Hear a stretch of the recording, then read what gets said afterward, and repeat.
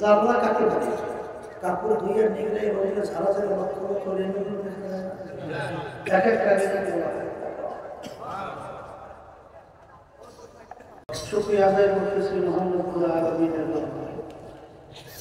রব্বুল আলামিন হিকমত হাসাদের যুগে দুনিয়ার সমস্ত কাজ থেকে বিরত রেখে ওলামায়ে কেরামদের মজলিস, জাকিরিন, শাকিরিন, সাদিকিন অনেক আল্লাহর খাস বান্দারা এই মজলিসের মধ্যে আছে। যাদের সঙ্গে সম্পর্ক রাখার জন্য রব্বুল আলামিন আপনাকে আমাকে হুকুম করেন,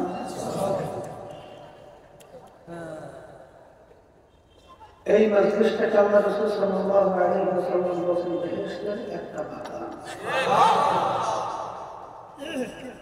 হাদিসের ভিতরে আছে আল্লাহ রাব্বুল আলামিন বান্দাকে মাফ করবেন, কোনো আমল বান্দার নাই।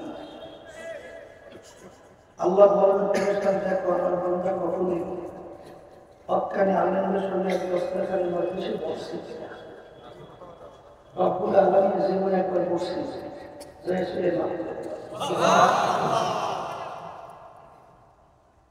আমার আব্বাজান দাদাজান চরমারের জমিনে ঘুমায় গেছে।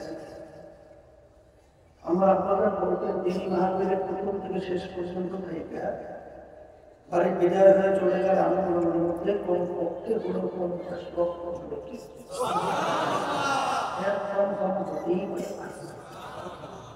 নিয়াত যাদের সহি আল্লাহকে রাজনের হিসেবে রাখছেন রব্বুল আলামিন আমার নামে লক্ষ লক্ষ নেকি দান করবে।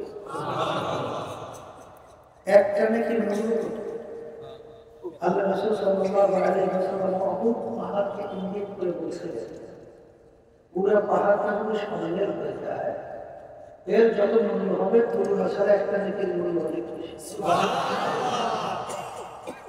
একটা নাকির প্রয়োজন সম্পর্কে আল্লাহ রাব্বুল আলামিন কোরআনুল কারীমের ভিতরে বলছেন আমান ইয়া'মালু মিসকালা যাররাতিন খায়রান ইয়ারা ওয়া মান ইয়া'মাল মিসকালা যাররাতিন শাররান ইয়ারা। যারা পরিমাণ নেকি থাকলে ফল ভোগ করতে পারবে, যারা পরিমাণ গুনাহ থাকলে তার ভোগ করা লাগবে। কে বলছে? আল্লাহ। জাররা কাকে বলে?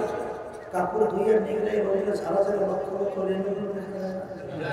এক একটা রেণু বলা হয়।